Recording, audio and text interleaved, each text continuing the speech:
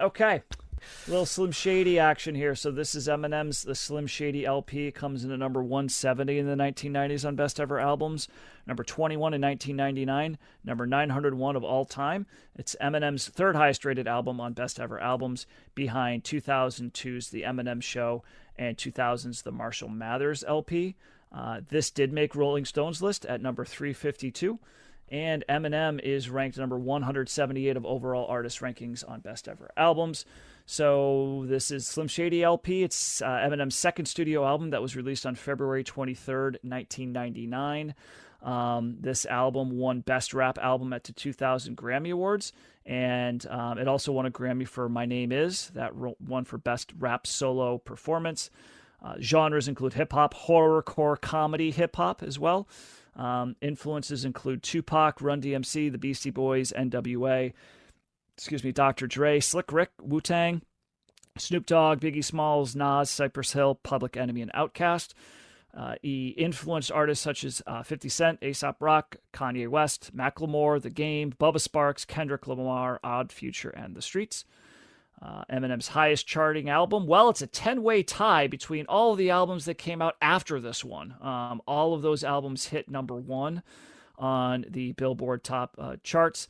Also, I believe they all debuted at number one as well. So he's the first artist to have 10 consecutive albums debut at number one on the Billboard charts. So he's the highest charting single is a tie between 2002's Lose Yourself and 2009's Crack a Bottle.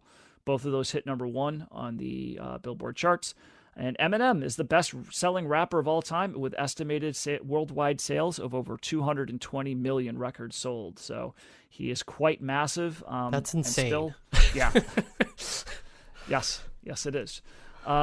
So some history on Eminem. He was actually born Marshall Mathers III on October 17th, 1972. So he's about to turn 53, guys, in a couple weeks.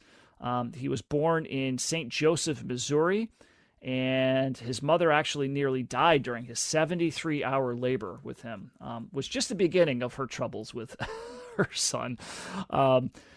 His father, Marshall Mathers II, left the family when Eminem was just a year and a half old, and his mother raised him by herself, basically in poverty all throughout his childhood and early adulthood life.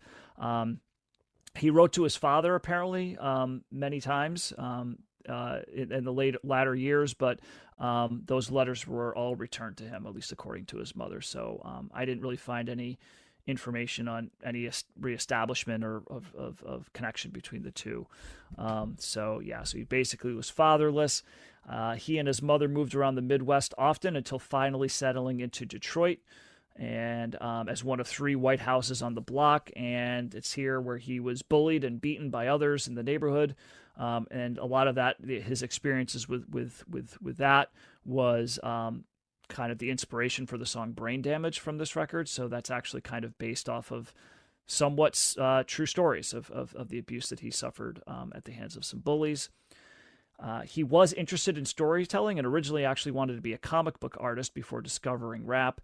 At the age of 14, he did start rapping with a high school friend named Mike Ruby, and they went with the name Mannix and Eminem. That's M, and then the ampersand symbol, and M for Marshall Mathers. Eminem would also sneak into nearby high schools for rap battles during lunch. He would perform at open mic nights, and he wanted most of the words that he said to rhyme. He would write long words or phrases on paper, and underneath that would work on rhymes for each syllable. So he's pretty meticulous about crafting his rhymes. And although sometimes the words would make little sense, the drill helped him practice sounds and rhymes, perfecting his style. In 1987, his mother allowed a runaway named Kim Scott to stay with them. And Eminem started an on-again, off-again relationship with her, Kim is actually referenced in many of his songs. He did drop out of high school at the age of 17. After 3 years of the ninth grade, he was truant, got poor grades, kept repeating the ninth grade. It just said, forget it, drops out. And then he worked to help with his mother's expenses, but his mother would still throw him out of the house after taking his paycheck. So their relationship is pretty tumultuous from that point on as well. He went by the stage name MCMM for a period of time, formed a group named the New Jacks, and made a demo tape. They changed their name to Soul Intent, this time with another rapper called Proof, and released their self-titled EP in 1995. Around that time, his girlfriend Kim gave birth to their daughter Haley on Christmas Day of 1995, so he becomes a father. And he was signed to FBT Productions and released his debut album Infinite in 1996, which was a commercial failure. So he had to make some money cleaning dishes at a nearby restaurant. And then he started gaining a little bit more attention when he created the alter ego Slim Shady. And that alter ego allowed him to express his anger with more violent lyrics. And he released the Slim Shady EP in 1997. So that was right before he does this LP. And he was also getting angry because people started questioning why he was in rap and why aren't you doing rock? You should go into rock because you're white. And so he got pissed off at that. So he's getting more and more upset at everybody, essentially. And then he competes in the 1997 Rap Olympics, which I believe is still going on. It's still a thing. I don't know where they do it, but there is the Rap Olympics. He placed second that year. And an intern from Interscope Records was in attendance and asked him for a copy of his EP. And then that intern took it to Jimmy Iovine, who we've talked about before, at Interscope. And then he played it for Dr. Dre, and Dre asked Iovine to basically find Eminem immediately. Dre spoke very effusively about this EP and his experience just listening to this for the first time, essentially saying, look, I've never, heard something for the first time and went immediately, we have to sign this person. But I felt that way with Eminem. And so they signed him on March 9th, 1998 on a deal with Interscope. And on the first day of recording, he and Dre finished My Name Is in an hour, which is the lead single off of this album. Couple side notes about some of the tracks. For the song Bonnie and Clyde 1997, Eminem did use his daughter Haley to provide some of the vocals, so the baby noises you hear on that song are actually from his daughter. To get her in the studio, he told Kim that he was taking Haley to Chuck E. Cheese's and explained, quote, when she found out I used our daughter to write a song about killing her mother, she fucking blew. We had just got back together for a couple weeks. Then I played her the song and she bugged the fuck out, which is not surprising to hear because it's a pretty graphic depiction of him murdering, or not really murdering. His wife is already murdered, but discarding of the body in the lake with his daughter in tow. So also found this funny that he apparently asked Marilyn Manson to guest appear on the song, but Manson declined because he felt that the song was, quote, too misogynistic, which is saying something. The skit on this, Ken Kniff, involved a prank call to Eminem featuring fellow Detroit rapper Aristotle. And after a falling out between the two in the wake of the success of this record, Eminem insisted on playing Ken Kniff on skits on future albums. So apparently on his other albums, that character makes more appearances. The skit Bitch is an answering machine message in which Zoe Winkler, who is the daughter of actor Henry Winkler, tells a friend that she was disgusted by Eminem's music. So that's an actual voice message that she left. And Eminem actually met her out for dinner to get her permission to use the recording on the album, which apparently she granted. And during the mixing process of the record, Kid Rock was recording his fourth studio album, Devil Without a Cause. And Eminem asked Kid Rock to come in and record some scratching of the song My Fault. And then in return, Eminem delivered a guest rap verse on Kid Rock's song Fuck Off for Devil Without a Cause, which we covered several weeks ago. That kind of reminded me of another time we did that. Like we covered that where an artist was like, and I think Phil Collins with Genesis, he did something like somebody came in and did something for Lamb Lies Down on Broadway. And then Phil Collins like went in the studio and did something for them. Forgot who that artist was, but, so something similar there. In September 17th, 1999, Eminem's mother, Debbie Mathers, filed a $10 million lawsuit against him for slander based on his claim that she uses drugs in the line, I just found out my mom does more dope than I do. But after a 2-week trial, she was awarded $25,000, of which she received $1,600 after legal fees. And finally, he was also sued by D'Angelo Bailey, who was the subject of the bully in the Brain Damage song. And so he sues him for slander as well, but that was thrown out. And of course, the judge in her decision actually wrote it out in rap form. So she wrote like rhymes and verses. I'm not going to read that, but she did dismiss the case in that. So so this album was pretty big, launches the career of the best-selling rapper of all time. We are going to cover him again, so I'm stopping the bio there. But Josh, I believe the take is yours. What do you think of the Slim Shady LP? Well, it's very interesting. I've never listened to an Eminem album before. Obviously, I know who he is, and I've heard a lot of his songs and guest appearances and things like that. But I've never just sat down and listened to an album.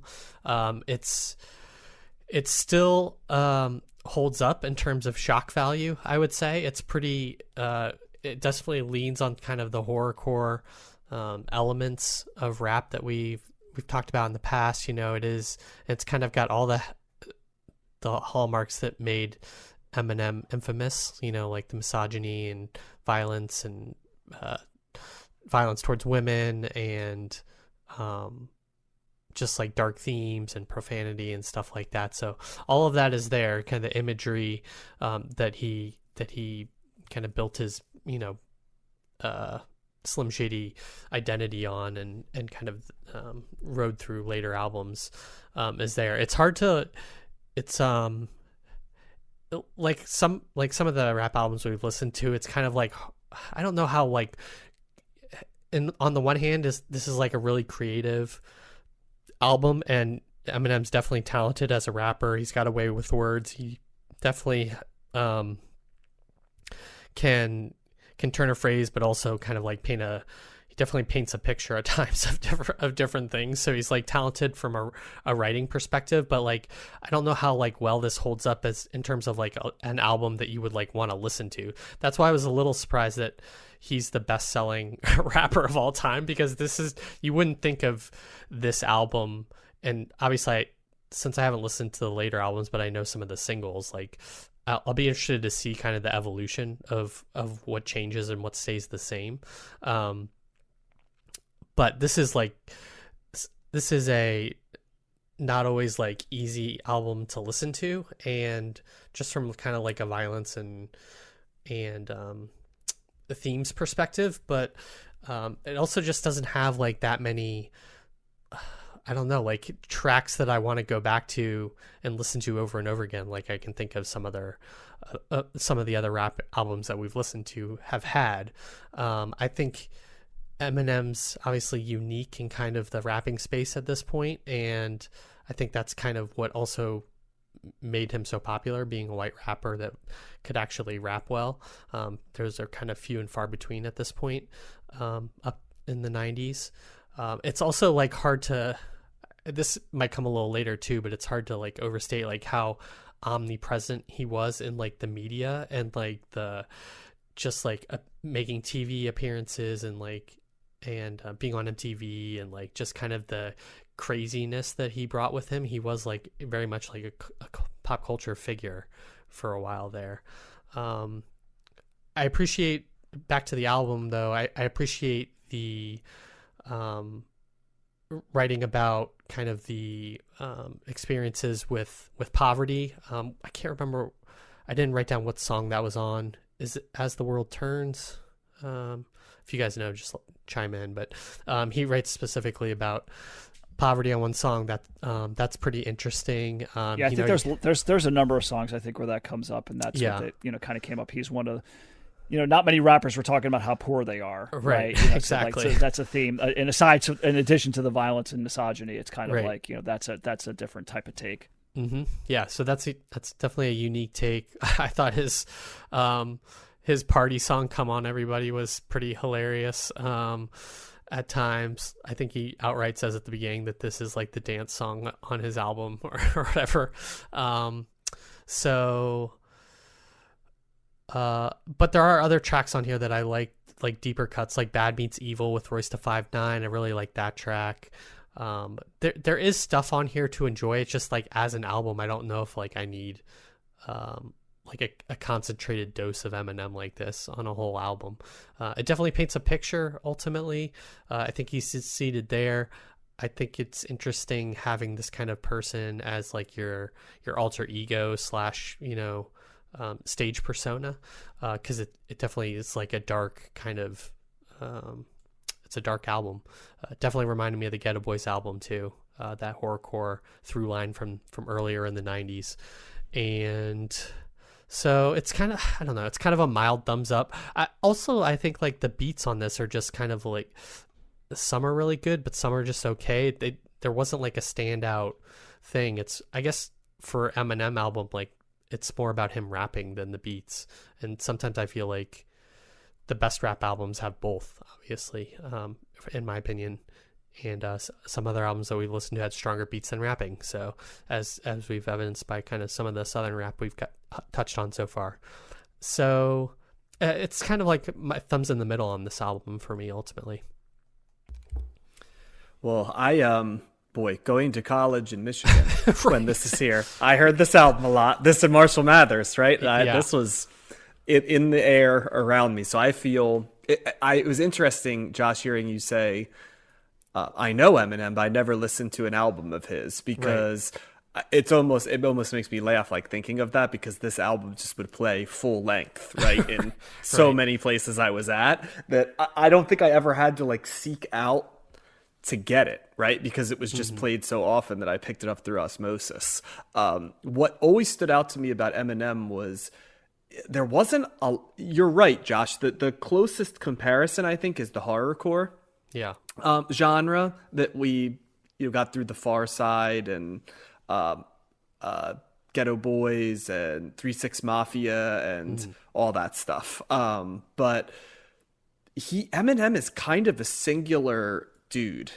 profile wise. And we talked about the themes, but he's an interesting mix of, he's got that super testosterone aggro thing that we talked about in the Kid Rock and the Limp Bizkit episodes and what that was, but he doesn't fit neatly into that lane. And then he's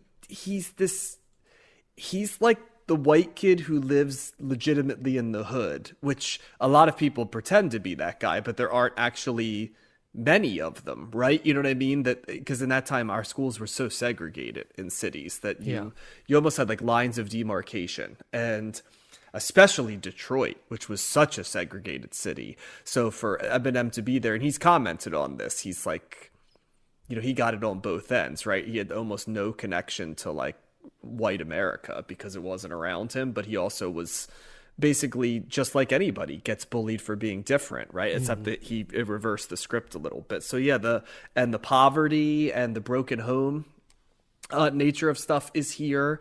Then you've got like the kid who's an introvert who sits in the library and writes lyrics. So he fits kind of interestingly in where sort of the 5%er rap was, right? Like I know one of his idols is Rakim, right? And there's a lot of Rakim in Eminem in terms of how he constructs rhymes.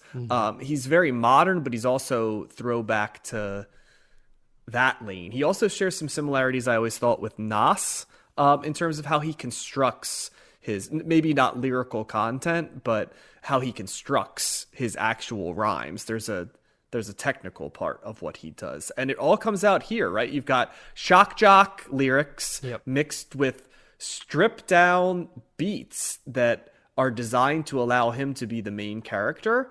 And in a strange way, it is similar to like what the Roots were doing on their album in terms of not allowing the beat to overwhelm the lyrics that were going on or the other pieces of it. So he does fit strangely well in that lane too. But it's just all these things butting up against each other. There's anger, but it's not sort of like performative anger, as crazy as that sounds, because it is shock jockey. But it's also not performative because A, he legitimately did live in some of these spaces, right? And then B, it's a joke.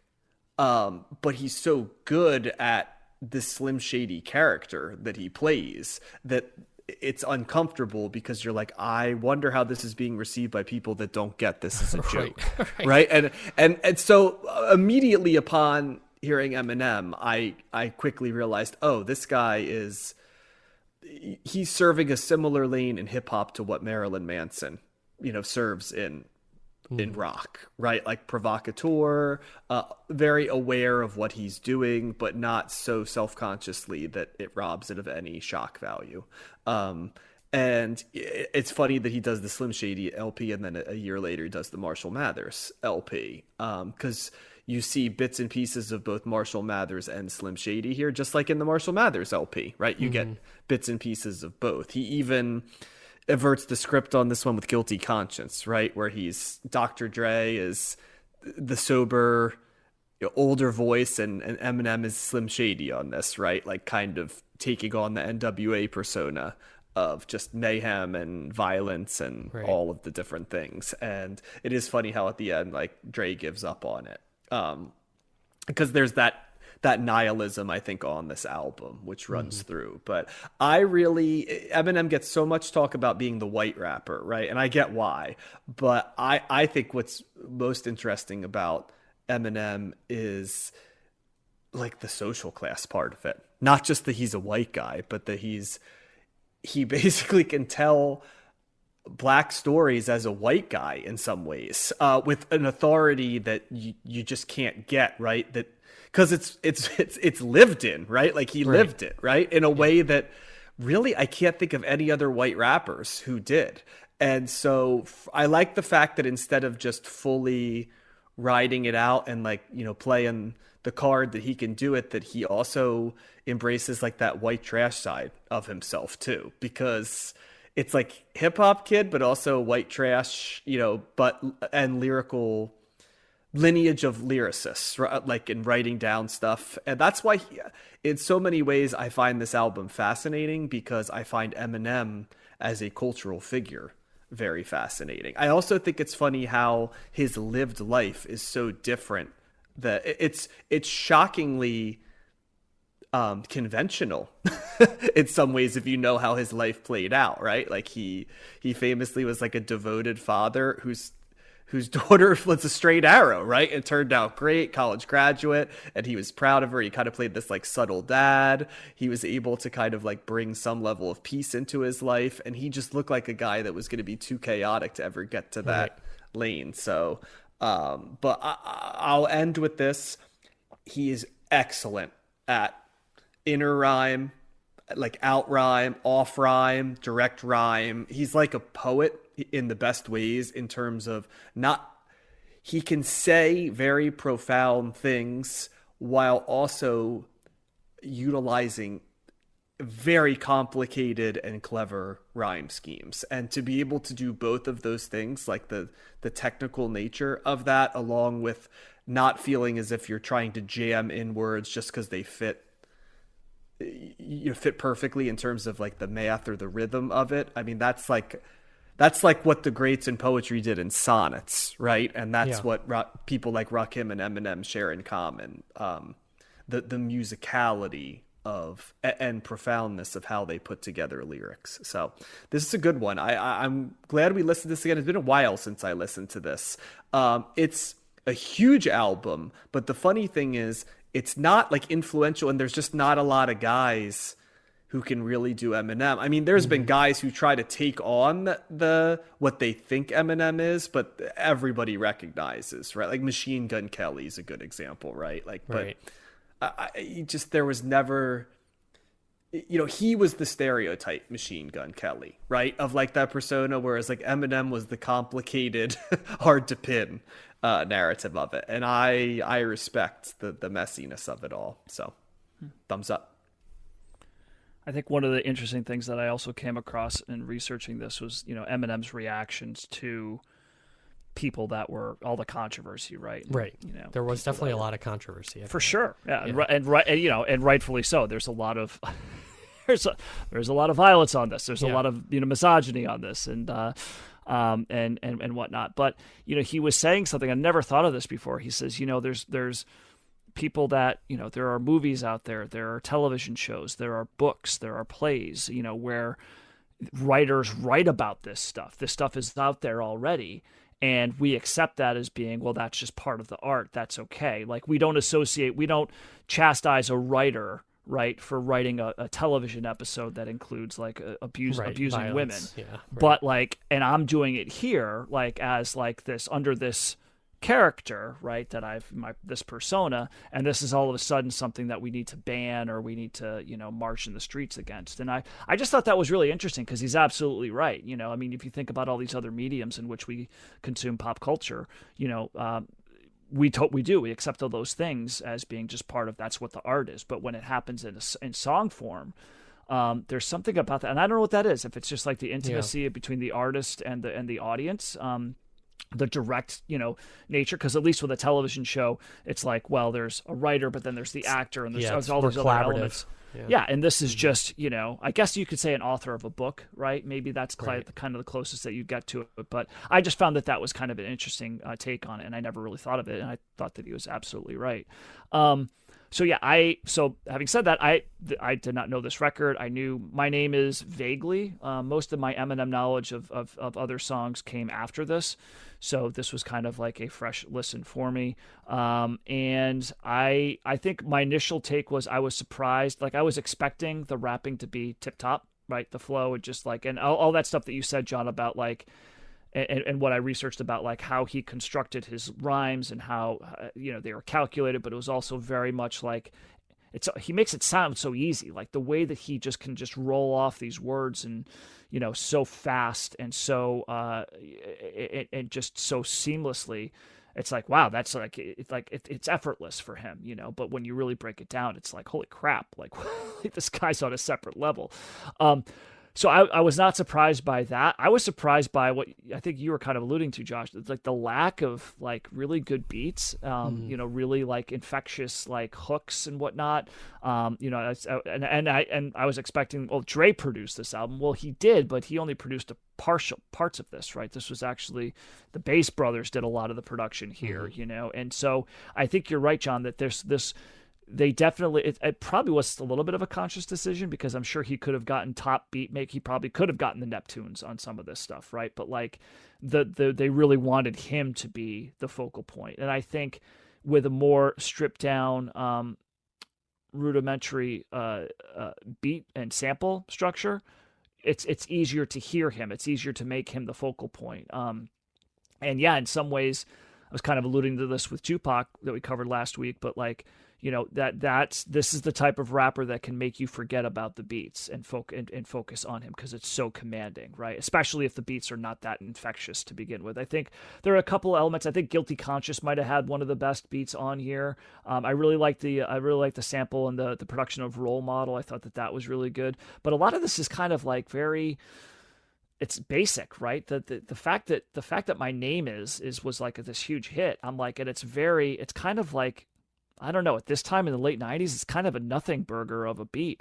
It's just like, I was very nonplussed by it, But I guess, and Eminem would later on do in some of this more of the bigger singles, and the Eminem Show, which is the album that I'm most familiar with. It's the one album of his that I own.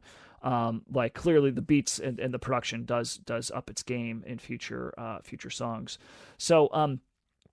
So yeah, what I was also reminded of this was a little like Slick Rick in terms of the storytelling, because this is a number of these songs are very much like, it's like a plot of like what's going on. Yeah, very narrative. That's a good point. Yep. And so so that reminded me of Slick Rick. Obviously they're probably rapping about different things, but songs like 97 Bonnie and Clyde, which I think I called Bonnie and Clyde 97 earlier, so clean that stack right there. 97 Bonnie and Clyde, or Brain Damage, or My Fault, which made me laugh out loud when he started rapping about the girl giving her all the mushrooms, and then she's talking to the plant. Like, yeah. Like I was just like, and that's something for the non-lyrics guy, is like, as soon as he said, I was in the car and I just started laughing. It's like this, because I mean, how can you not be a lyrics guy with Eminem though? If you're yes. not gonna, I mean, that's part of what he is. Exactly. They're slapping you in the face with it, right? So even I can get down with it here, but So, and knowing more of the context, and in retrospect, I probably at the time wouldn't have gotten the joke. I wouldn't have been in on it. I would have been like, "Wow, this guy's an asshole," right? Like what is going on here? But certainly, after becoming more familiar with him over the years and interviews and stuff that I've seen him give, like, yeah, he's definitely going for something here, which can be at times challenging to listen to. He's pretty descriptive, talking to his daughter about like the boo boo on her mom's throat, and like, don't worry about, just, it's like, geez, this is like pretty graphic and pretty intense. So I could see, like, yeah, is this an album that you put on and just like blow the, with the windows down? No, it's kind of like it can be hard to do that sometimes.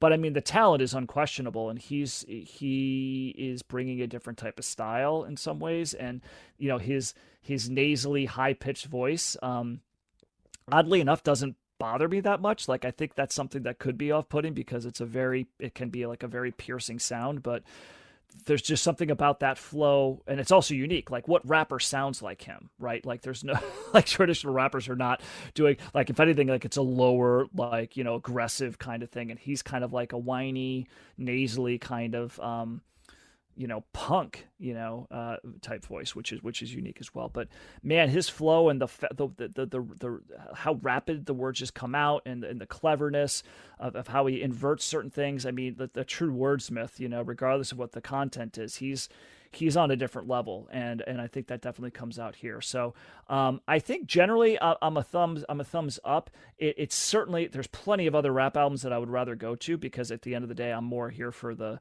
actual beats and the rhythm and the samples than I am for the actual rapping itself.